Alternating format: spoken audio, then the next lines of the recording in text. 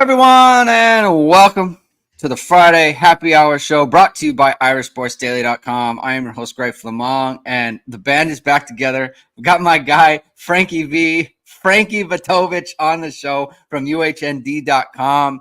I don't want to say former podmate. I refuse to acknowledge the fact that we haven't done a single high episode in months, years, maybe. It's been a long time. It's a while. Listen, Frank. You had children, and I got to tell you, there's nothing that changes your life like kids. And for me as well, my children got older, and they go to bed later, and that's usually when we're potting. And it's just a practical thing. But Frank and I are still in touch as always. We have always been, and so I wanted to get him on a happy hour show. Tyler Wojciak is going to be on a little bit later. That's the plan anyway. He had a meeting 12:45 Pacific time. So he wants to pop in because I think he said he had some thoughts that he wanted to share with everybody. So he's going to be on the show a little bit later. Thank you everyone for being here. Robert Halicki, he was a longtime listener, always listener of the Single High pod that we did. Thank you for the super chat. Get some diapers or baby food on me, Frank. Congrats and let's go. 2 kids now, Frank. Congratulations to you and your lovely wife. That's fantastic. Yes. So I want to talk to you about kind of where you're at with your feelings, with your emotions, with the season. Wait, we're cracking it open. We're cracking it open now since you need my thoughts. Let's go. Look Let's at you. You got is that a high noon? Oh, I got a high noon. Yeah, we're gonna go that route, buddy. But first and foremost, thank you everyone for tuning into this show. If you like what you hear today, please hit the like button. Please hit subscribe. Please hit the notification bell. Soon, whenever it is, we are going to go live. Links to the podcast are always in the description below.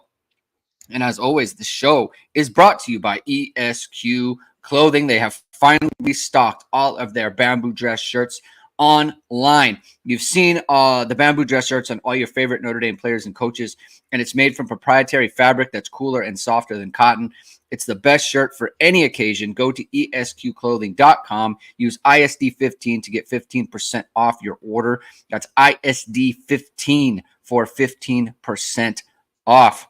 Greg, I had a couple, I was going to tee up your ESQ Clothing read for you. You got it out of the way too early. I was like, I'm not going to tell him. I had a couple things that I was going to say, and I was like, I know Greg will immediately take it, but you got it. You did it early. So, but you know what? Do you have anything for VSR? Because that's coming. You never know when that's going to be. Never know when that. It's this lovely double IPA. They're not a sponsor, but double IPA from Other Half Brewery, located in Brooklyn, New York. Called, what is this one? This is called Green Flowers. I figured it fit the motif for today. It's delightful and it's a double IPA. So I figured I got an hour until I have to be dad mode again. So I was like, what is the strongest alcoholic beer I have in the refrigerator? Let's go with double IPA and let's go. Oh man, Beefeater ND08. They are sucking the life out of me. We could easily turn this into a dad support group podcast. We could. We absolutely could. Listen, if you want, I got a feeling we're going to be support groupy anyway. If you want dad advice, if you want to do dad advice corner, put it in the chat, and we can talk things through if you want. No problem. Frank, you were in College Station for the game. You were in attendance. I think a week ago at this time the vibes were considerably different. They were immaculate. And we had the most immaculate vibes, and then a quick turn. Yeah, a quick turn as what Notre Dame fans have gone on here. How are you handling it? What are your emotions in this moment, Frank? It's interesting. Because you usually get the DMs from me of the existential crisis mode when we lose a game, where I'm like, I don't know if I'm ever going to write an article again. I don't know if I'm ever going to post again. I don't know if I'm ever going to do any of this again. And I think it's a really bad sign that after this game, I didn't have that, because I was like, I am not shocked. And I think that's a bad sign. I think that's not good that I was not shocked at it. Even after, walking out of Kyle Field was so nice. And most of the UHND listeners I know this, but most of the ISD guys probably don't. Yeah. My wife is actually an A&M alum. Correct. So her entire family are all A&M alums. I was so well behaved. I was so proud of myself the entirety of that game. I just smiled. And even on the way out, I was beyond respectful, I feel. I got one argument with some A&M guys, and I was totally 100% right. So I feel vindicated in that, because they were trying to tell me that A&M had more penalties than Notre Dame. And I was like, I don't have the stats in front of me, man, but I'm pretty sure you're wrong. Pretty sure that's not right. Yeah. And I was like, Good job by you on that. But it was amazing. I remember walking out of that stadium and I was like, man, the offense looked like not great, but I was like, we just ran the ball. Yeah. In Kyle Field on a legit, elite defensive line with a bunch of kids who had the 6 career starts. All of that. I was like, I can't believe this. This is great. Now we got 3 games coming up as tune-ups until Louisville. Like, let's just keep building on that. And it was great. And then last week happened, and it was not great. But I also was like, by Sunday, I was like, this is kind of where we're at. And I think it was kind of like the first time I was like, oh man, this just might be the program right now, which is the first time I probably really thought that. During the Freeman era, like up until everything else, I was like, first time head coach, all that stuff. And then this was the first time where I was like, oh, this happened in year 3 after we won on the road at A&M. It's not great. It's not good. So I would say I am at a place right now where I'm like, will not be surprised by any possible outcome this weekend or with this. Like, it wouldn't shock me if Notre Dame went 11-1 still, but it also would not shock me at this point if Notre Dame went 7-5. Like, I feel like things are just so unpredictable now that you're like, I think actually even you said it. I can't remember if it was you or somebody else in the ISD predictions. Like, Notre Dame showed they could beat anybody. It might have been Matt. I can't remember. It was like Notre Dame showed they could beat anybody. Unfortunately, they showed they can lose to anybody too. And it's just not great. Yeah, I think Austin Bradley, this is actually a pretty good question. Will the A&M be the single highest point for the next 2 years with Freeman? So here's the thing with that. And I guess it's a big, so I think that what a lot of people were going through, and me especially, this is true of me as well, is I think I didn't believe that they were really gonna lose the game until the interception, right? Like, I kept saying to myself, like, they're not doing this. Like, they're not gonna do this, right? This is not happening. And then he threw the interception at the end, and I thought it is. Yeah. This is going to happen. Like, you need, like, I was like, you need to start. Like, I literally, and when you do the post game too, like I do the post game every week, and I started to think to myself, you need to start thinking about what you're going to say about this. How are you processing? Yeah. Like, I was sitting there thinking, it almost like beyond what was happening in the game. Like, I had kind of stopped, kind of thinking about the game and what needed to happen. Like, I was just thinking, how are you processing this? What are you going to say in 15 minutes when this game is over and they've lost? And I think that my kind of takeaway from that was like, this is what it's always going to be. And, you said they could go 11-1. Like, sure. Like, everything that we once thought was true is still kind of true, right? Like, they probably will be favored. I don't know about Louisville now. Like, that's a little bit different, and it kind of depends what happens with Purdue. Yeah. But like, they are a better team roster wise, just on paper, than the rest of the opponents. Although I think now USC, I think we have to start thinking about that a little bit differently. Mm-hmm. But I just thought, like, no, they are not going to run the table. They are going to lose again. That's the only thing that I'm certain about, is that they will lose again, at least once, because they have always. They find losses. Like, Marcus Freeman finds losses when you don't need to find them, right? Like, he loses at home, he loses on the road, he loses as a dog, and he loses as a big favorite, right? I mean, Kuya Joey official putting his hand up. This loss was my fault. My dog has worn a Notre Dame jersey every game day since he was born. He did not wear it last week. So, look, we appreciate that apology, Kuya. Accountability. Marcus Freeman has talked about it all week. We're talking about So accountability. That's Kuya. That's really big of you. Thank you for that. Thank you. Going back to what you said though about like thinking you're gonna win, I will tell you where my head was at in that game. Like I was so like, we're gonna win. It's gonna win. Notre Dame's gonna win. Notre Dame's gonna win. While we were driving on that ill-fated interception drive, like in my head, the scenario that I had playing out was Notre Dame is going to score a touchdown on this drive. It's going to force Northern Illinois to throw the ball. We're going to get a pick six, and this is going to be like a 14, 15-point win, whatever. And because, we were up. What would that have made it if we had 2 more touchdowns? We were up 1 point at that point. It would have been 2 more. It would have been 28-13. I was like, whatever. We win by 2 touchdowns. That's where I was at. Still, I was like, this is how it's going to end. And then, the second he threw the interception, I was like, I got nothing. I got no optimism left. I was like, especially because when they returned it to the 50, I was like, the way they've moved the ball on first and second down all day, specifically second and long, I was like, they're going to get enough to get in field goal range. And like if he would have went down at the interception at like the 30 or the 25 or whatever, where did he end up getting possession? Was that the 25, right? Around there? Catching the ball? Yeah. It was probably the 20-ish. So if he went down there, I feel like Notre Dame's defense would have helped enough. Yeah. The way they were playing in the second half, but as soon as he got it and returned it to midfield, I was like, I just have no faith anymore. Now I went from Notre Dame's going to win by 2 touchdowns to John Imperial says it was about the 20. Yeah. Yeah. So. Yeah. So so that's kind of where it is. Like I think so. To the question by Austin Bradley, like, is that the highest moment? I think that at this point, fans rightly are going to look at any kind of success with skepticism.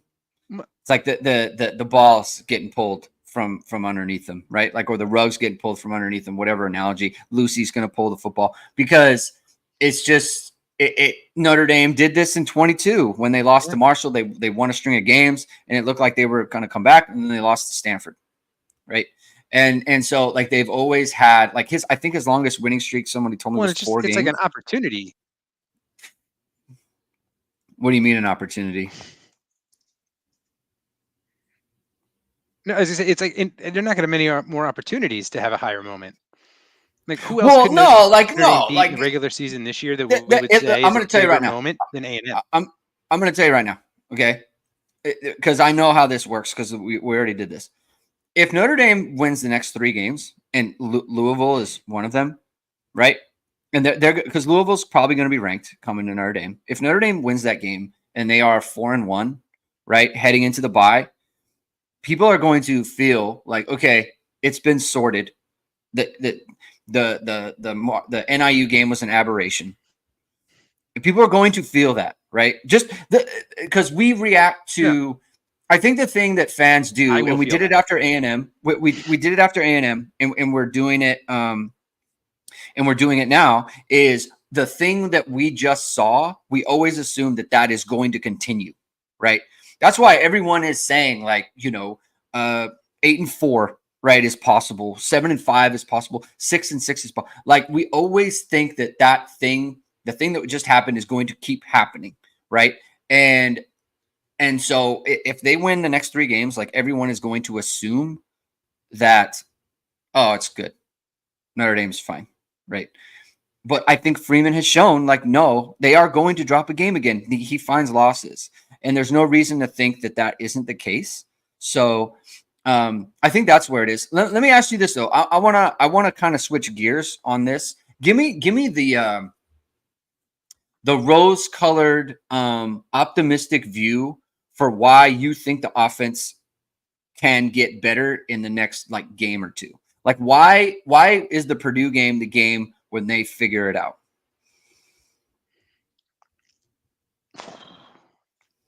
I don't know if I can give you a very optimistic view. I would say no, like it doesn't. No, don't think realistic. Think of just like what is the best case scenario here.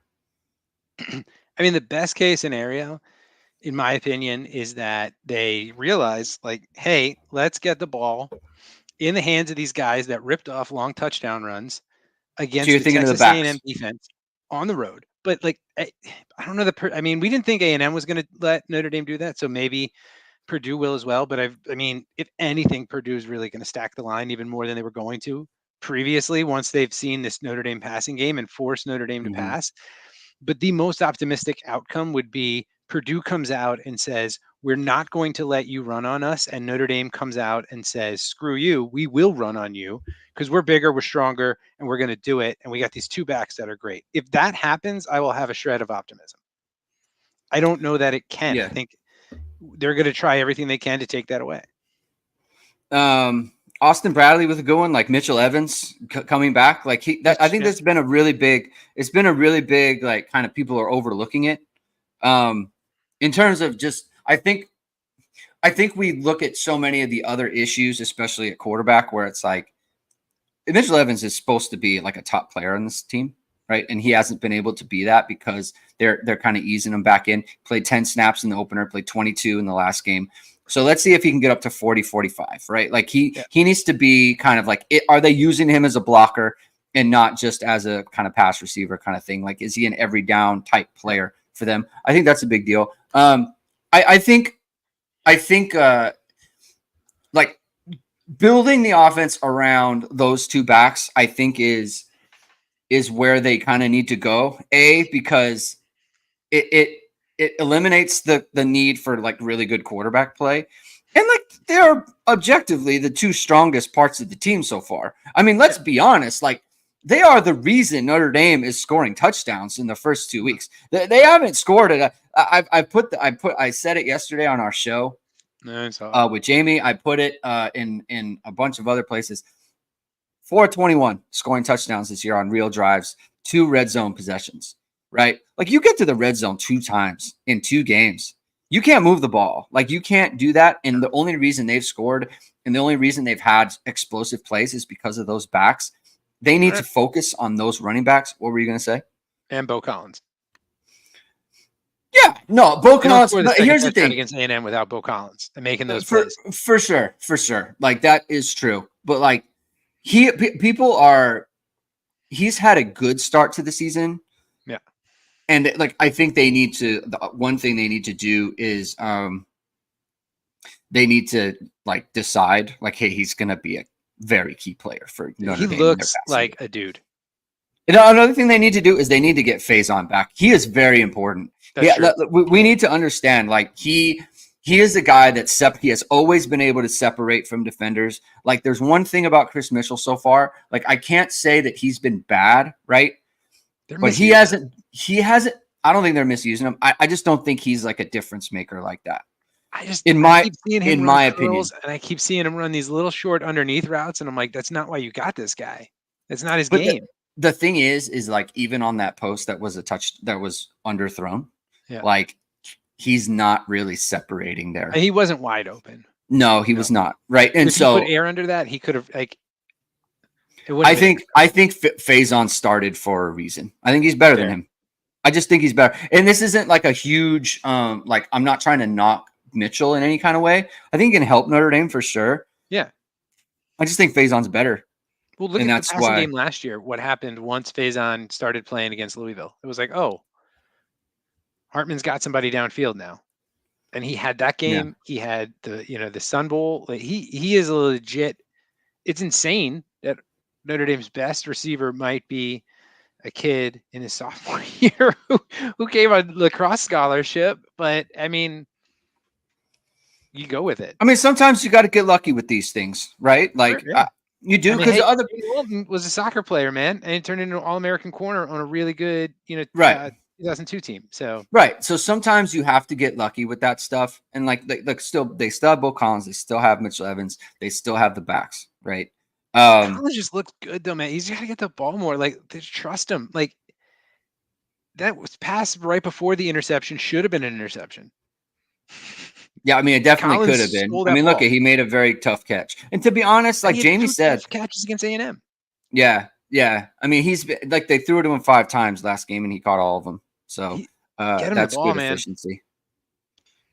Get him the ball. Do good things. Obviously, where's your mind at with the quarterbacks? Where do you come out on this? All right. So again, in game, I definitely posted the peanut butter and jelly time gif a couple times. For sure. That's in game. Listen, and I think everyone like in game, like because you mentioned the DMs earlier, like the DMs and the group chats on text, like they're pretty dark places at times. Oh, you yeah. know. Dude, So like I'm on one with some buddies who that game was dark. Like there's been some dark group texts. Yeah. But where are you at now? Like where are you at? It's a Friday before the game, right? It's a day before the next game. Where are you kind of at with everything? So specifically on the quarterback, like I think there's no thought in my mind of not starting Riley Leonard right now because Why is that? Like, I mean, you don't go out and you don't get the transfer. You don't put a C on his jersey as the only offensive captain and then,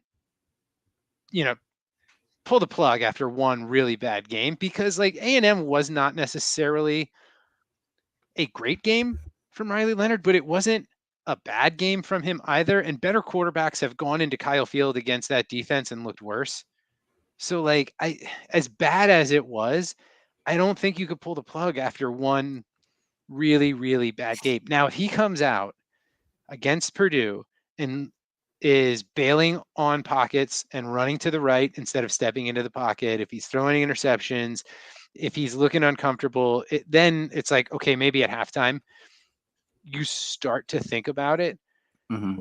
But in today's day and age of college football too, there's also the long-term repercussions, so to speak, of like, if you get a transfer quarterback and you pull the plug after 2 games, what transfer quarterback are you ever going to get again? And like, look, perfect world, Notre Dame's not going to need transfer quarterbacks because they'll recruit better, but like, that's perfect world. We haven't lived in that world since Jimmy Clausen. And this is the last time I think, and that Jimmy Clausen can be a triggering point, I know, at some Notre Dame fans, but like Jimmy Clausen was a legit, really, really, really good quarterback. You can make the case he wasn't elite. I think in 2009, he was elite.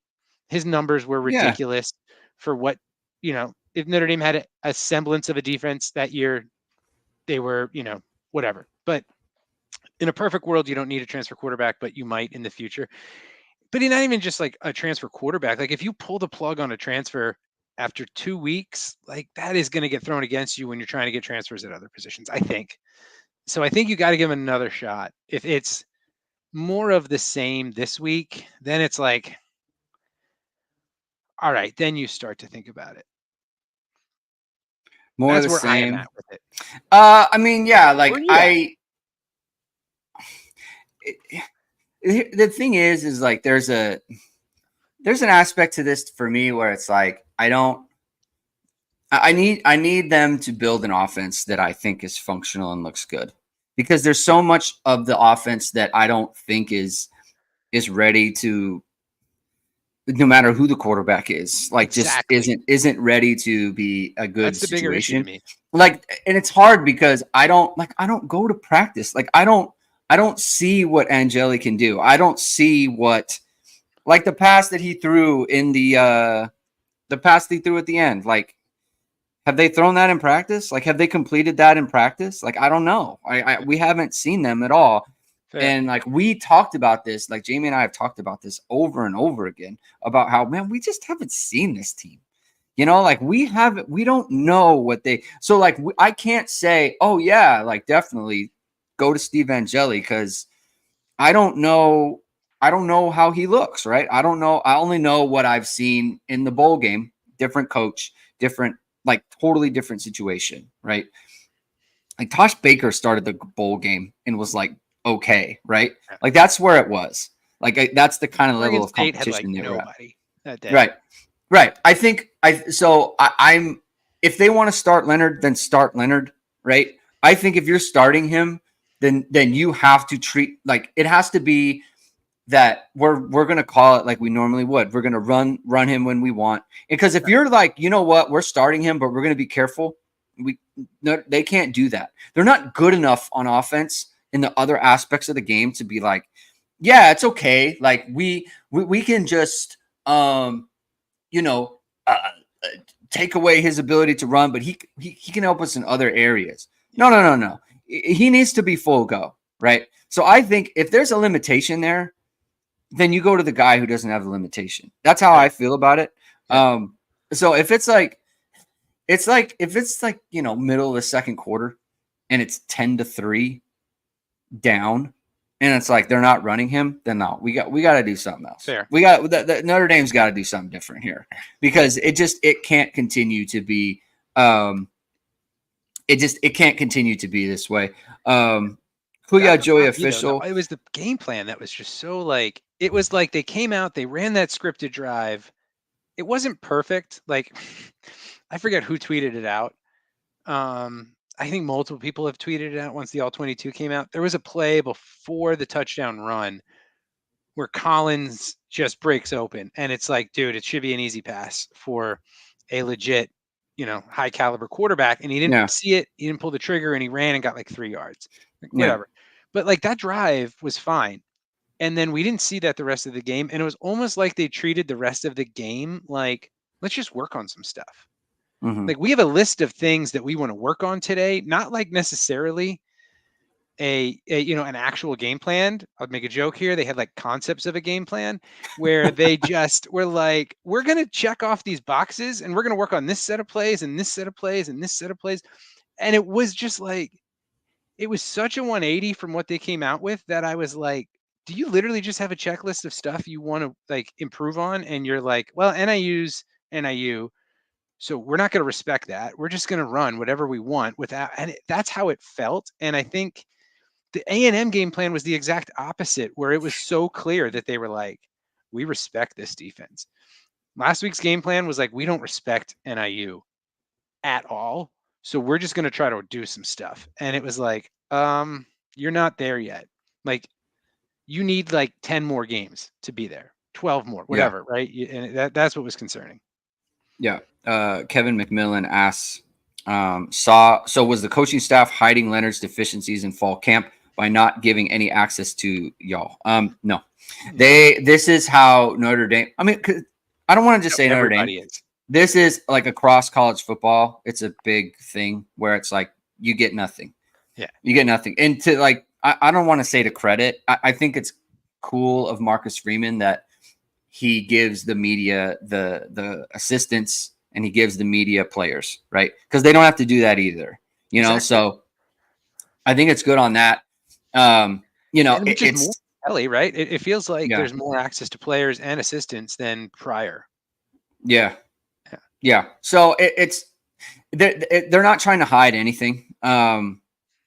I think they're just, they want to hide the information, they're not trying to like hide deficiencies. It's just how they're doing their business this year. Because look they don't want any sort of distraction or any sort of that. Like they are not doing their Hard Knocks show weekly. Like they had 2 episodes and now they're pushing it to the end of the year, and that was done beforehand.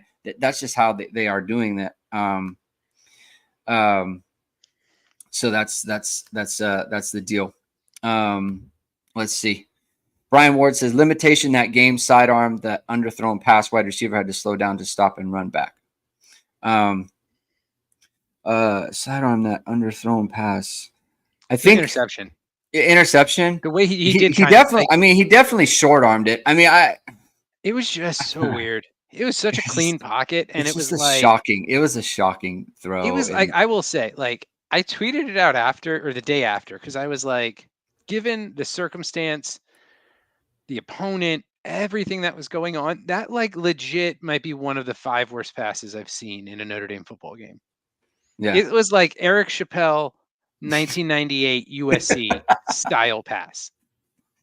I bet you didn't think I was going to bust out an Eric Chappelle. I was in the stands for that. That was, oh man, that was not, man. That was a terrible. Okay, like last week, Tyler and I did we did a thing where we talked about former like old experiences watching games. That was the saddest I've ever been watching because they could clear. It was, first of all, it was very cold that night and it was raining and everything and it was super wet, and so you're sitting there. And it was like so clear, like they had no chance to score, and it was 10-0. They lost, and that was like a terrible USC team. And it shouldn't even been in that because of the safety the week before against LSU. Yeah.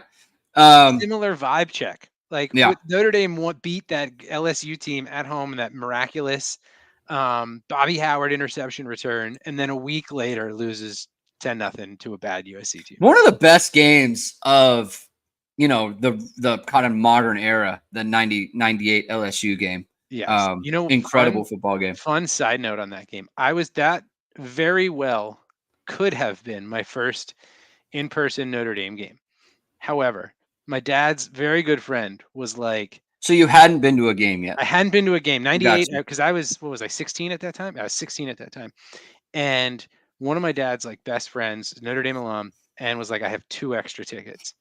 And the only reason we did not go was because, this is kind of funny, my mom was so upset that my dad even considered it because she wanted to see my reaction the first time I went to a Notre Dame game. Guess what? First time I went to a Notre Dame game was by myself 7 years later with a couple of UHND buddies. Yeah. Raymond Harton says, trying to stay positive this week, go Irish. I mean, look, I think on a positive front, you never know when a team is going to figure it out, right? I mean, look, again, we go back to 22. Not that it's a prediction that that'll happen, but they looked lost in 22. They looked like they didn't have anything against Cal. The first quarter of Cal on offense is one of the worst I've ever seen, ever. I mean, this is like based on the video. Yeah, like this is completely like that was off the rails. But they kind of figured it out throughout the game. And then against North Carolina, they played really well on offense, really well. That was a terrible defense, but still. And then you go to BYU and you play really well on offense in that game as well. Like you never know when they're going to turn it around. Another kind of a parallel to this situation here is, when Jack Cohn, when his first game against Florida State, like everyone was super fired up about Jack Cohn against Florida State, the way that he played. And then the Toledo game happened. He didn't look good in that game, right? Now he had the comeback, right, against Toledo, but everyone was like, "Oh, Toledo, Toledo, you got to be kidding me," right? This was terrible. The next game against Wisconsin, he looked really bad. Now that was a very good defense, but he looked really bad. Got pulled from the game because of the ankle, right, and for performance. And everyone said, "Oh, Drew Pine, like he came back. You got to stay with him. You got to stay with Drew Pine at this point." And then they went back to Cone against Cincinnati. Looked terrible. He got benched for performance, right? Notre Dame loses that game, right? You and I are on pods, and I remember doing this. Like we had our pod at that point, and it was, I don't want to see Jack Cohn ever take a snap again. Yeah. I don't want to see it, right? Like get him out of here. Like I don't want him out here. He can't do this, right? They started him against Virginia Tech. 2 drives in. He can't do this. Get pulled for performance. They went with Tyler Buckner. They meant to stay with Buckner. He turns his ankle. And then Jack Cohn comes in and has the 2-minute drive. And it's like, it's a revelation. Like suddenly he figures it out. Right. Yep. And so that is where, like, I think you never know when things could just get turned around. Yeah. You never know. And look, I am not impressed with Mike Denbrock at this point. I'm not, just to be honest. I'm not impressed with really anything that they're doing on offense. Nope. But he is a good coach. Other than Jeremiah Love. He is definitely a good coach, and Jadarian Price. Like he knows what he's doing. Yeah. And so you just never know when they can figure it out. And you just got to give it a chance, right? You got to just hang in there. Did we discredit like all the time Leonard lost, like the spring and everything else? Like because he looks like somebody who doesn't feel comfortable in the offense. Right. I don't want to say I discredited it because to be honest, I did. Like, well, no, it's a factor, but like to be honest, I'm not ready. Like, I'm not trying to hear that. Yeah. Figure it out. You have to get the job done. Yeah. You have to play better than Not this. as an right? excuse so much as like it's a factor for thought, sure. Like, well, it's definitely a factor. Like, it was fine. He missed a lot of spring, but it's okay. Yeah. And then he'll be there for fall camp, and it's fine. But that goes also back to it goes back to the ultimate decision is after he missed that time, should he just have been anointed the starter and given the only C on offense? I mean, that you can question, like there definitely was never a competition. There's no there. competition. Right. There's no competition. He could have given Evans. I'm sure Evans got votes. I don't know what the cutoff was. We saw the video of Inside the or whatever the Here Come the Irish, whatever they're calling the show. We saw that there were votes. They were counting. I'm sure Evans got votes. I can't believe it wouldn't have been right towards wherever it was cut off. But and I keep going back to that. I'm you're not going to bench your only offensive captain. That's just a terrible look too. Because there's egos involved in this too. That not that, most coaches will let that get in the way, but when you only have one offensive captain, when that guy's on the bench for performance, what does that say to I mean, I guess at one hand it says look, nobody is above, accountability. Yeah. So that's kind of, you could spin it as positive, but it's also not a good look. Also, I had to go to the backup beer because the first one went down too fast. So I brought a Modelo up because I was that's hydrating. So that's where we're at. Yeah. They could have used maybe a competition at quarterback for sure. But one place there is no competition is where the best media company is to go for your business or your social media page. And that's VSR Media, founded by Notre Dame football pregame host and Emmy award-winning anchor Vahid Sadrazadeh. VSR Media provides professional and cinematic video and photo. Whether you're looking for a collegiate or pro-level highlight reel, have a personal story to tell, or are aiming to diversify and grow your business, VSR Media specializes in short and long-form storytelling, social media management, and website design. VSR Media also captures professional headshots, senior, and sports photos. Contact them at vsrmediacompany.com. Mention Irish Sports Daily to receive 20% off your first project. Visit them online or give them a call at 574-800-9106. And Frank? You were worried about that transition. You nailed it, man. That was that. Dude, this is what I do. Without even a hesitation, you nailed this. This is I am a pro. This is what I do. And another thing we're going to do right now, Frank, is we're going to bring on Tyler Wojciak of Longtime Irish. Tyler, how's it going, sir? He's got his beverage. Welcome to the party. Welcome to the party. I know. I was thinking about bringing a bourbon on the show because it's been such a rough week. Yes, you got to go a little bit stronger. Bourbon at 140 would be early, even for me. So I'm going to stick with. We just outlined the path to the playoff, though, so we're good. Hey, I've been listening on my way back, so I'm excited to be back in. But have you guys talked about the spread yet and what has happened in the past few hours? Did I miss that? No. I have not. I have not tracking. Please enlighten us. There are some very interesting developments, and I noticed this. So the first person who pointed this out was Tim Murray, who's basically the Notre Dame. New things have come to light. So we're about to let's try to figure this out. Okay. So last week, we all know the spread for Notre Dame Purdue was 16, right? And then Notre Dame 16, yes. It opened at 16. Notre Dame loses to Northern Illinois. The line plummets. And I think it was at 11 at the start of the week. When I did my Purdue preview, I recorded that on Wednesday night. And I know for certain that at the time I recorded, it was pretty late. It was 9.5, so it already had gone down. And the total was 45.5. Okay. As I talk to you guys now, the spread has gone down an additional 2.5 points in the past day. It is now -7, but here's where it gets interesting. The total was at 45.5. Now it's at 48. So you would think okay, if Notre Dame is not favored by nearly as much, it probably means the offense isn't going to move the ball. So why would the total go up by another pretty significant amount? 2.5 points in a day is a lot.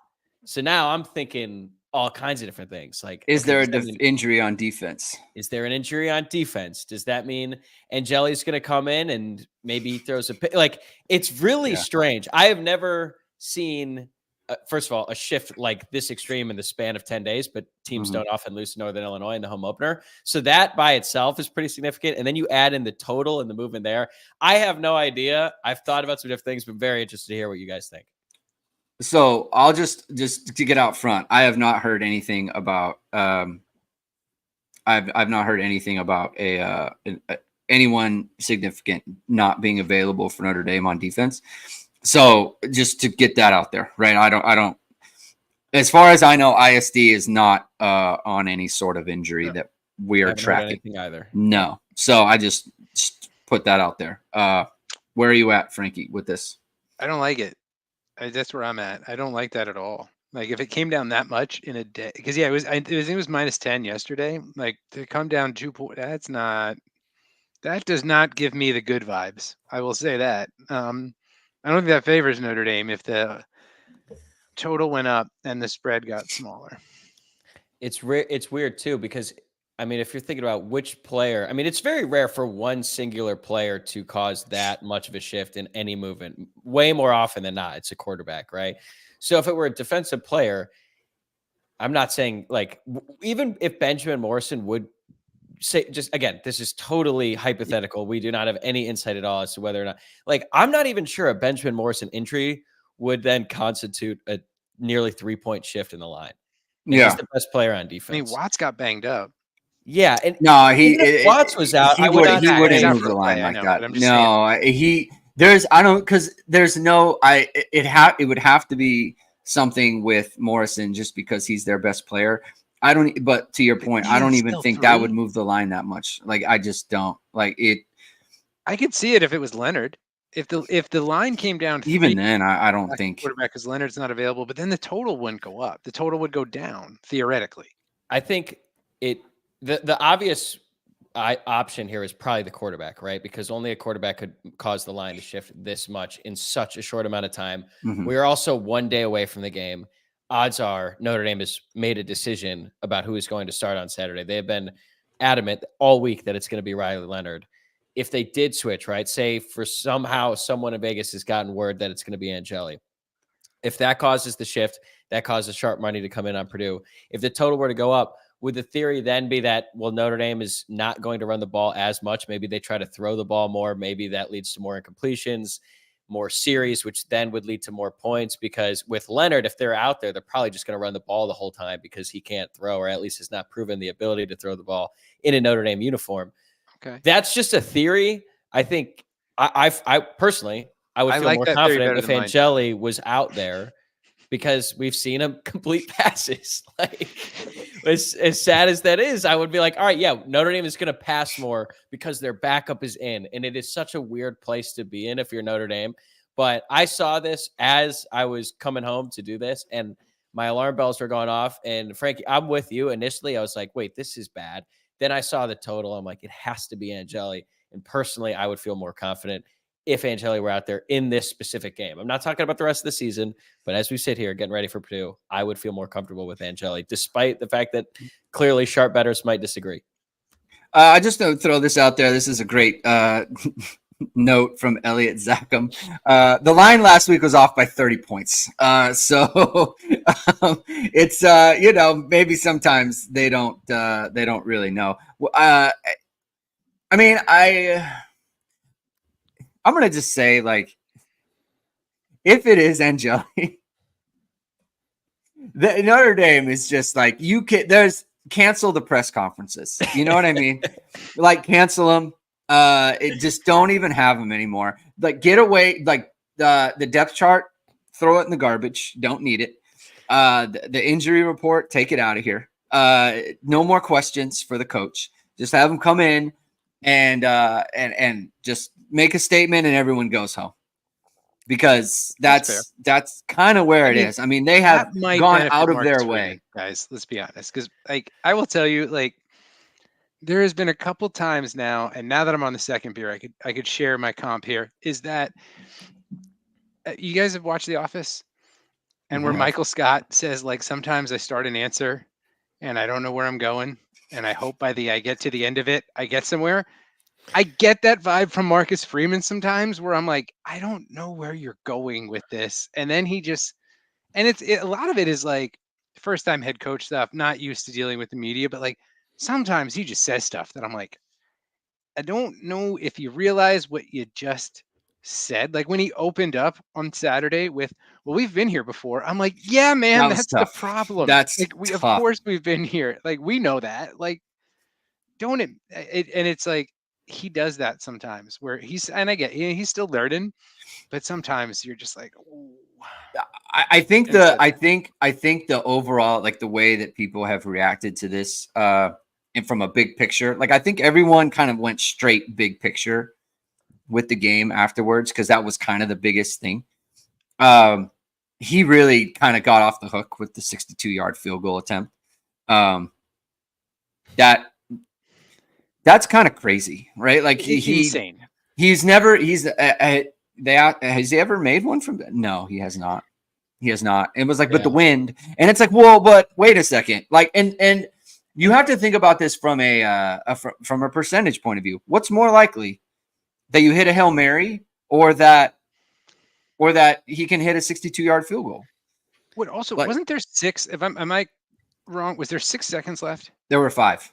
Was it 5? Okay, because 6 would be like, with 6, you could theoretically try to get 6 or 7 more yards on a really quick pass and get out of bounds. Like that's possible. There's also the case that Notre Dame lost 3 seconds on a spike play, which is not what you want. Yeah, that I was like, yeah, what are you doing? It really is that. It's the Patrick Ewing meme where he's like, what kind of shot is that? Do you practice that shot? Have you ever shot that shot? But instead of the coach yelling at a player, it's the fans yelling at the coach. Like, have you ever called that a 62-yard? If you send that, and he's already had one blocked, you send him out there with no defense against air. How many does he make? Any? Does he make any? No. And I wish they asked him, because it's like, okay, well, if he has never made one to that length, the percentage there is 0. And I understand that a Hail Mary is not a high percentage pass, but it's better than 0. It's better than 0. So they could have at least tried. I don't know. I mean, could Leonard have gotten it there from where we were at, given what we saw on the interception? But the thing is like, put in another quarterback, because I guarantee you Minchie can get there. I know for a fact Minchie can get there. Wait, what was Jeter's long against A&M? I think it's like 48, 49. But he hit a couple 50+ at South Carolina. Yeah, but like watching, I saw the 48 in person, and I was like, that did not clear by a lot. That did not give me the hopes that he has the leg from 14 yards more. And where's Spencer Schrader when you need him? Freeman probably forgot that Schrader is not on the team. Because, what's that? Hey, he loved him some Spencer Schrader. Tyler, way more than I did. Tyler, when you said you had to come on late today, you said you had some thoughts. I give you the floor. Where do you want to go with this? Where are you at? Let's explore the space here. I don't want to, reiterate any points that you guys have already made. You've already talked about the quarterback situation, but I've been thinking a lot, and I assume a lot of other Notre Dame fans have been thinking about 2022 this week, and the fact that we're in a pretty familiar spot, losing to a team that they absolutely should have beat in the home opener. It's embarrassing. They become the laughingstock of college football. So then it's like, how are we back in this position 2 years later? And then I've been thinking about how those next couple of games played out. Notre Dame looked awful against Cal, as you pointed out, Greg. Maybe the worst display of offense in the history of football. Like, that was so unbelievably bad that I think at points during the first half I was laughing. Like, how did we get to this point? And I've been thinking about, okay, well, at that point, at least Marcus Freeman had the excuse of like, well, Drew Pine is the only quarterback we have, and he didn't have another option. But it's so interesting to me because all week, a lot of fans have been like, well, they should never have gone out in the transfer portal and got Sam Hartman. They should never have gotten Riley Leonard. I think that there is an argument to be made about Riley Leonard. I do not even think there is a debate about whether or not Notre Dame should have gone and got out and gotten Sam Hartman, with the understanding of what he did last year was disappointing relative to our expectations, because people forget just how frustrated everyone was with the quarterback situation in 2022. Yeah. It was so bad. And I understand that Tyler Buchner was coming back, but there was no confidence that he was going to be healthy for the 2023 season. So there's a lot of revisionist history being done about Hartman getting a transfer. Well, now Freeman's in a much different position, because I think that season has stuck with him so much. And that's the reason why he went out and got Hartman. That's the reason why he went out and got Leonard, because he's like, I'm never going to subject myself to that again. Well, now he has a choice, unlike 2022. And he's basically, if he sticks with Leonard, who we all think is hurt, if he's clearly injured, Freeman is basically attaching his future to Riley Leonard and his performance if he's not willing to make a change. And it's so interesting because he looked at bad quarterback play in 2022 and was like, I'm never going to let that happen again here. And that's why I made all these decisions. That's why he went so hard in the recruiting trail. So for him to stick with Leonard despite poor play would actually go against every other action that he has made since that year. Yeah. Which is why I think he is going to go to Angeli, despite the fact that he's said all week that he's going to go with Leonard. I think Leonard will start the game. I mean, unless Vegas knows something that we don't. But I think there's going to be a quick trigger because he will not let bad quarterback play ruin a season again when he actually has the choice. I think the pervasive nature of the questions makes it so, man, a couple bad series and he opened the door for himself yesterday when he got asked, like, yeah. if he wasn't thinking about it already, he would have said, like, Riley Leonard is my starting quarterback. He's going to be our starting quarterback. Like, next question. He was like, well, it would have to be like, what did he say? He's like, we got to score points. We got to do this. He's like, and then you start to think about it. So, like, he left the door open for himself yesterday. I mean, what did he say? The phrase, there's no benchmark, or he was like, there's no specific thing. It's like, we just got to be moving the ball. And I just think he is not going to let. I mean, he has to think about it like it isn't just the quarterback position. Like, he has to think about it like it's any other position. It's like, look, you haven't played well in 3 games now, right? Like, or the start of this game. Like, we haven't, like I said before, we haven't moved the ball. So we need to get him. We need to get someone in there who can actually help us move it, right? And that is not Riley Leonard at this point, right? They haven't moved it with anyone else. They have to go there. Brian Weard is asking, how bad is the injury to Riley Leonard left shoulder? Everything that I've heard about this is it's like not a huge thing. I've heard it from Jamie. He talked to his wife, who's a physiotherapist, right? Like, she's a sports physio. She works with high level athletes. She said, they may not even have to give him a cortisone shot for this, right? Not a huge deal. I have a friend who's an orthopedic surgeon. He went to Notre Dame. He has his own practice, and I sent him the tweet that everyone is talking about. Pete Nakos of On3. I sent him the tweet, and I said, "What does this mean?" And he said he should just keep playing. And I was like, and I asked him specifically, like, can they keep running him? And he's like, yeah, run him. He's like, you could shoot him up if you want or not, whatever, but he should just keep playing football. And so, like, in my mind, it should not, like, I don't want to see a situation where they're just not running him and they're kind of being safe with it. You got to use him, man. If he's out there, you got to use him. And if you can't, he's not playing well enough to where it's like, oh, well, we'll just have him throw it. It's like, no, I don't think so. Like, he's got to show he can throw the ball. And if he's not, then you got to get him out of the game. I got the exact quote for you here, Greg. Okay. The exact quote from the ISD presser transcript is, I don't know if there's an exact parameter. We have to have success. We have to move the ball. We have to score points. If you're not able to do that, then you got to make changes. There was no consideration of changing Riley the last game. The door's it's open this much at this point. It's wide. That leaves it open. Like, if he wanted to shut it, he could have, and he did not. So yeah. I'm gonna have to jump off here, boys, in a couple minutes to be a dad again. For sure. Well, why don't you? No, I have a theoretical question I wanted to ask you specifically because I knew we were going to talk about quarterbacks. Okay. How different of a situation would we be in right now if the Dante Moore all-in gamble had worked? Like, if Dante was the quarterback? Well, if he had come to Notre Dame last year, if he had come to Notre Dame, if he was here last year already, like, you don't go out and get Sam Hartman.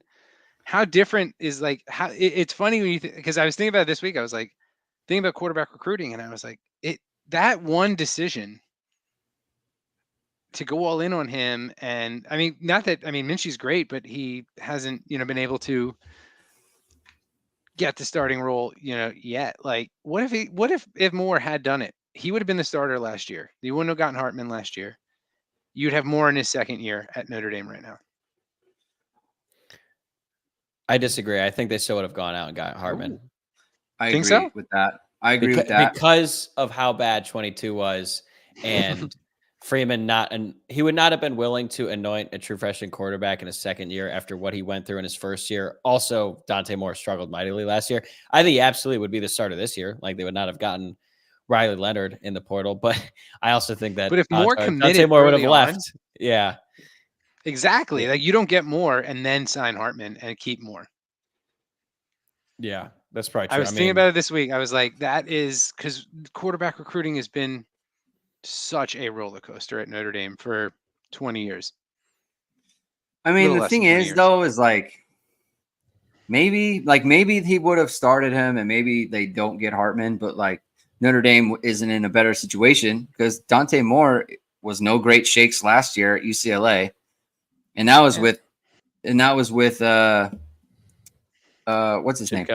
Chip Kelly. He was like an offensive guy. Like he. I mean, as an Eagles fan, I disagree, but you know. Well, no, but like that's what he does. Bad. I mean, he wasn't good at UCLA, and now he's at Oregon, just sitting around. Like here's the thing: it's hard to say like, oh, he would have left because like he went to Oregon and they got Dylan Gabriel. Frankie, I'm glad that you brought him up though, because for all the Notre Dame fans who are like, oh, we'll just start CJ Carr. Well, a lot of those same people were probably going all in on Dante Moore. He played as a true freshman, albeit on a worse team, or at least one we think is worse.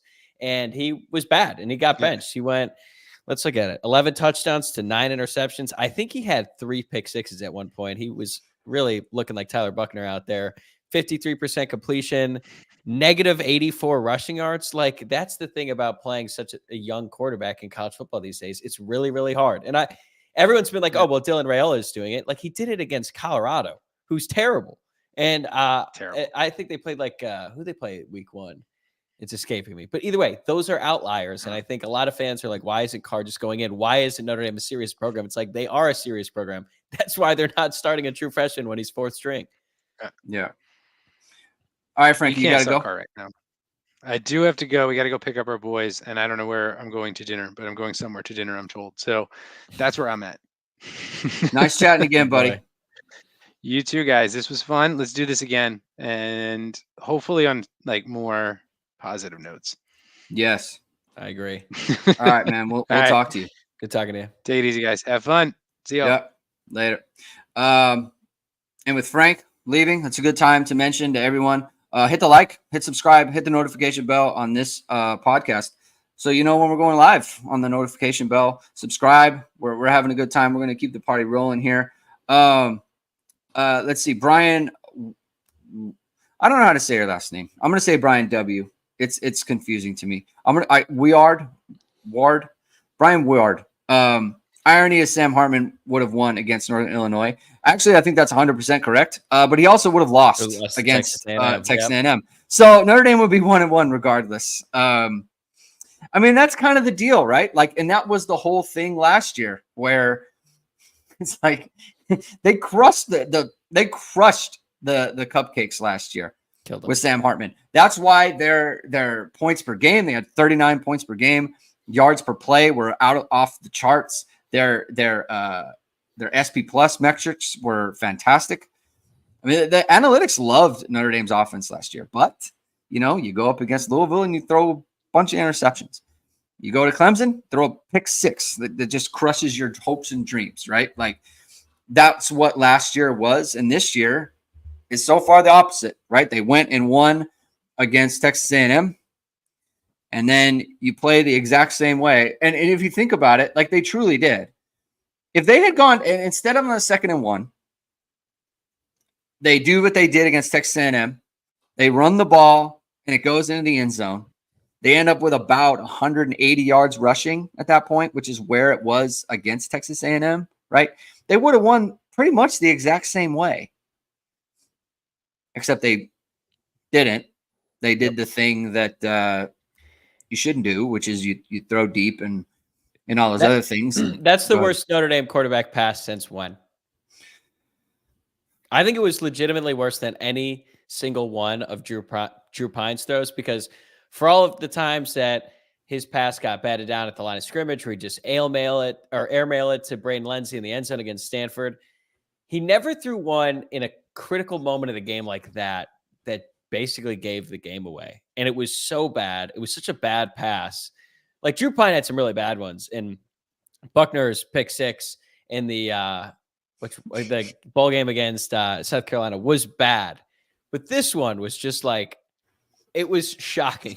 Like legitimately, I was stunned when he did that. And when he first of all, when he threw the ball, it's like, what are you doing? What are you doing? Because I understand that the analytics and all the metrics say that is an ideal opportunity to throw with the deep shot, 2nd and 1, midfield. So you can try it downfield. And if you don't get it, you got 3rd and 1 to just run the ball, and even 4th down probably as well. But I would like to have seen them complete that pass one time this season, just once, before they tried it in that critical moment. So it's hard to find a worse one than that one when you consider the stakes. I've got a few in my Rolodex. There's an incredible one. It's Andrew Hendricks against FSU in the 2011 Champs Sports Bowl. Oh, wow. Yeah. He drops back, clean pocket, drops back, shuffle forward, perfectly in rhythm, and fires a crosser strike right to the linebacker. I mean, it is right to him. He is standing in front of him, and he throws it right to him. I think that is the worst one. I have to believe that he just thought, for whatever reason, that Mitchell was going to cut it kind of short and not try to go to the post where the ball's got to go over the top. It was just so, like, the trajectory was off too, right? It's not like he tried to muscle it and it just didn't have the juice, right? Like, you could see how, like, when Pine would kind of throw one that's like, geez, man, like, let it go. Like, you could just tell, like, he was muscling it. I don't think he muscled it that much. I just think it was a miss. Mitchell didn't go where he expected him to go. I have to believe that. I hope, right? I mean, if you can't throw it farther than that. Yeah, he kind of owned it in post game. He was like, that was all my fault. But he did say bad read, so maybe by that he meant he expected Mitchell to cut it off. Would it be Jonah K. Kukowitz? Jonah says, would it be in a better place if Notre Dame lost the game against A&M and beat Northern Illinois? I have been asked this question a lot. I don't think it changes anything, really. It'd be less embarrassing, but I wouldn't feel much different about the season, personally. And I understand the idea too that, like, some people were like, well, maybe it's actually better for Notre Dame to have beaten A&M and then lost to NIU because a quality win is more important in the playoff than a bad loss. And it's just like, I don't know. It's marginal either way, in my opinion. I mean, the thing that, because I mean, we've seen them lose these games before. The thing that you would be able to say is you have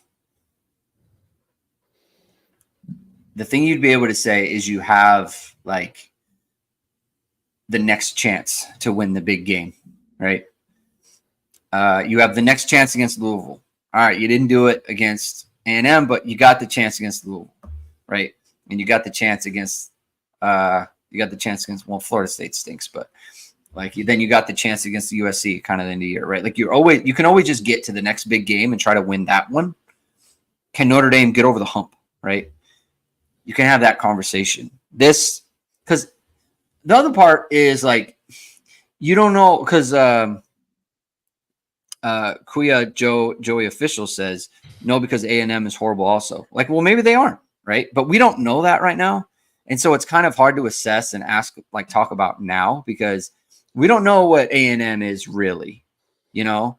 And we don't know if, you know, frankly, we don't even know what NIU is. Like, NIU could go and run off a string of wins, and it's like they're the Power 5 team that's in the playoff, right? Like, we don't know that won't be true either, right? We're just sitting here today thinking Notre Dame was a 28-point favorite and they lost. And now it's like, well, the A&M, like Vamos says he's ecstatic Notre Dame beat A&M. And like, sure, like, right. Like he can feel that way. I don't begrudge anyone who feels that way. I just feel like it's totally been negated. I do. And obviously that's recency bias, right? But like, how do you feel about the A&M game right now? Like, do you feel different? I mean, selfishly, I'm glad we beat A&M and lost to Northern Illinois because I was there and I had a much better time because we won. For sure. That's selfish though. You know, I look at that game and it just makes the NIU loss that much more impossible to comprehend how it could happen. And I think I loved your point that you made earlier with Frank about how just because we basically just assume that whatever just happened is going to continue happening. And that's so true. Like I've been obviously pretty down about the rest of the season. I'm like, we're going to lose to Purdue on Tuesday. In my head, I'm thinking this. Then as the days go by, it's like all that stuff in the preseason, like it could still be true about this team. It didn't start the way that we wanted for sure, but it's like Notre Dame should be better than Purdue in every facet of the game. Now they should have been better than Northern Illinois for sure, but it's football. Sometimes it happens. Notre Dame was clearly not ready, and it's been talked about a lot all week about how Marcus Freeman has been able to get his team to be ready to play the following week. And if this team needs any more motivation after being embarrassed at home, like that's a problem in and of itself. But I do think that Freeman is going to have his guys ready to play, and he can at least look back on that Texas A&M game and say, you already did it. You showed it. And I think that actually matters a little bit more in the long run, because if Notre Dame had lost to Texas A&M and then they beat Northern Illinois, like I just think the conversation going into that Louisville game would be a little bit different, because it's like, okay, hopefully, you know, if Notre Dame is 3-1 going into that game, that should be another big game. And if they win that, to your point earlier, then you could just kind of look back at the NIU thing like that was a fluke. Everything that could possibly go wrong that day did. Now they're back on track. Bye week, all that stuff is still real. Whereas if they had lost that game, it just would feel pretty like the same old situation. Like Notre Dame was stuck in neutral, just in a different way where they couldn't win the big game. Right. But only time will kind of solve that problem, right? Like time has the ability to make the A&M game feel better and to kind of mitigate the NIU game, right? If Notre Dame, like I said, if Notre Dame wins the next 3, then we will essentially forget about it. Not forget about it, but it'll be like, hey, like that was a dumb thing that happened, right? You just move on. Like, look, before the season, I picked Notre Dame to go 11-1 and lose to Stanford, right? I said they were going to drop a game like this, like a terrible loss, right? And I don't think, and like the reason that I can frame it as, look, they stubbed their toe. And I said, I don't think Notre Dame will lose a game that they care about this year. And you can't tell me that they truly were all the way locked in against NIU, right? There's just no way, right? Now, look, I thought they'd overcome it first home game and all those other things, right?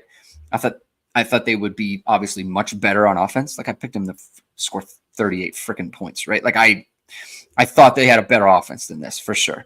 But like I did think that they would stub their toe at one point. And so look, if this is the game where they stub their toe, then at the end it's like, well, then who cares? Like there is a version of this where we look back and say, who cares about that? Like all the things that they needed to do, they did. It's unfortunate that they lost, but teams lose, right? Like that is in play, right? I just don't think it's going to happen. Like, I don't know if you heard, but like Marcus Freeman's shown he'll lose. He'll find a way to lose a game. Yep.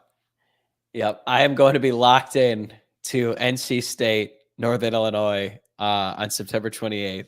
Even though, is that the same? Yeah, that's the same day as the Louisville game. So maybe that's the same day. I'm going to be following that from the tailgates. But that is going to be a game where I think that is going to be a very important day, because we're going to learn a lot about this Notre Dame team.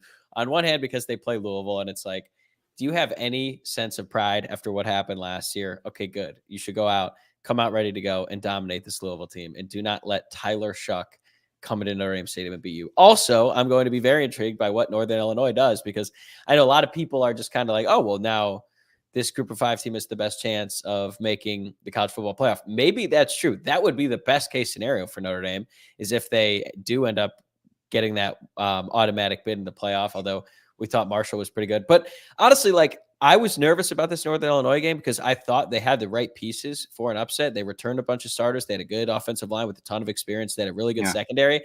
And as I've been thinking about this Purdue game, like, maybe the reason that Notre Dame's passing game struggled so much against Northern Illinois is, one, because Riley Leonard played really poorly. The receivers didn't get separation, but like, maybe they were actually just good. They were 6th in the country in passing yards allowed last year. For sure. And Notre Dame tried to force the issue a little bit. So that has kind of made me feel a little bit better about this game, because Purdue was terrible defending the pass last year. I think they were like 97th in the country. So this is a great opportunity for Notre Dame to bounce back, figure things out.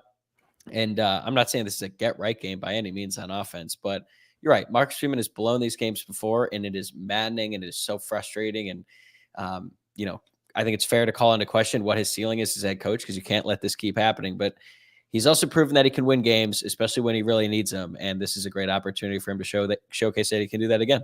Yeah, like Purdue, they play a lot more man, right? Where so like a lot of the reads are pre-snap, right? You're not sitting there reading coverages. You're not sitting back there and having to check down and scan the field, right? Because it's zone and they're passing guys off and they're not doing all that. They're not as good on the front line as NIU is, right? Like they're not, they don't have the good defensive line like they do right now. They're going to bring a bunch of bodies, right? But if you can break a crease against them, you got a bunch of guys with their backs turned, right? And that's obviously, a lot better for, an explosive player like Jeremiah Love, or an explosive player like Jadarian Price. Can they get Faison healthy? Can they get Mitchell Evans back, right? Like these are all things that you got to try to do. But you should be able to get into some favorable matchups. The linebackers aren't very good. They haven't been very good. Get Jeremiah Love on a wheel route. Get Jeremiah Love. Get Jeremiah Love split out in the slot against the linebacker and let him cook. Right, like Mike Denbrock. I haven't been impressed. Like I said before, I haven't been impressed with him, but like he's not a bad coach, right? Yeah, he knows what he's doing. Outcoached, but he's proven that he can scheme up some stuff, and I'm really hoping we see that. Like Notre Dame needs to have one guy running wide open down the field. Like I think back to that one play. When Notre Dame needed it so badly, just for the season, honestly, for the offense to pick up some momentum, was Notre Dame, North Carolina, 2022. They ran that play action, Logan Diggs on the wheel route. I mean, you and I were probably closer to him than any defender. We were watching the game on TV. Like, where are those plays? They exist. And I'm absolutely certain that Mike Denbrock is capable of drawing them up. I'd just like to see him soon. Did you make a prediction on your show? I did. Yeah. I said, I think it's going to be a really frustrating first half. I think that there's just a lot of like angst about this team. I don't expect them to come out and everything is just going to be clicking right away. It's not going to be a lot of fun. Would not be surprised if Purdue came out, scored kind of early. But I think what's ultimately going to happen is the defense is going to figure them out, because Notre Dame's defense actually matches up really well with this offense, in my opinion, because everything that Purdue is going to try to do goes right into what Notre Dame does best. So I think it'll be like a 17-10 game, one possession, kind of the bulk of the second half. And then I expect Notre Dame to break off. Could be a defensive touchdown. They'll score one late to kind of put it away. They'll cover. I guess they don't really have to do much to cover now, because that spread keeps coming down. But I also said we are going to see Steve Angeli in this game. I don't know when. I don't think he's going to start. I do expect him to come in at some point, but that's how I feel. And I feel much better today than I have all week. And maybe that's just like the cyclical nature of being a college football fan. But man, I was down earlier in the week, which I'm sure a lot of other fans were, but I do feel a lot better today when you really just look at it and you try to forget what happened last week. You look at the matchups, you look at what these guys have done. I think Hudson Card is going to come out ready to go, try to prove something to Notre Dame because they passed on him. But in the end, like Notre Dame they just have every matchup favors them, except maybe the offensive line going up against their defense when they stack the box with 7 or 8 guys, which they should be able to exploit. Yeah. Frank's in the chat. His 3-beer prediction is Notre Dame 27-10. I was 24-10. 24-10. Very close, okay. Yes. All right. Adam Bauer says 7-3 and Notre Dame wins. Kuya Joy Official is asking, does Notre Dame get a passing touchdown? I say yes. Take the lid off. Take the lid off.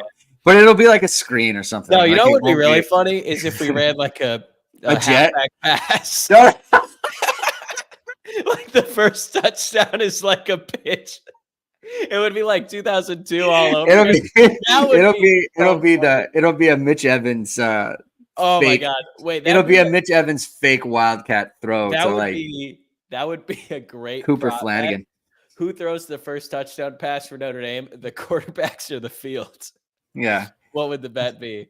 That would be kind of funny. Or if like they did the jet sweep pass. A to the jet, guy like it in just the little front. flip, Yeah. little flip to somebody. That's their first passing touchdown. JAC Jack says, let's mention the elephant in the room. What if Notre Dame loses? Buckle up. Yeah. Notre Dame loses this game. That is a buckle up situation. Yeah. This will not be a happy hour next week. It'll be a very sad hour, and we'll just be like, I can't believe we have 9 more weeks of this. Yeah. Drunk Vigo says Riley Leonard's first touchdown pass will be a pick 6. We have that would be bad too. That would be bad. We have ascended. All right. Let's leave it there for today. Thank you everyone for tuning in. If you like what you heard, please hit the like button. Please hit subscribe. Please hit the notification bell. So whenever it is, we are going live. Jamie and I will be back tomorrow, right after the game on the post-game show, talking about whatever happens. I'll be back Sunday on my morning after recap show. That always takes place at 10 a.m. Eastern time. And then regular programming from there, right, as we go forward. So Tyler from Locked On Irish, he's posting at least 5 times a day. He's got videos up, 5 times a week. A day 5 times crazy. 5 times a day, 5 times a week, sometimes more if there's an emergency like Notre Dame losing to a MAC team. Yeah. Brian Young says Irish by a million. So yeah, thank you everyone. Thank you for joining in. This was a ton of fun. Thanks Tyler for being on again. We'll talk to you soon. Have a good rest of your day, everyone, and keep hitting and hustling.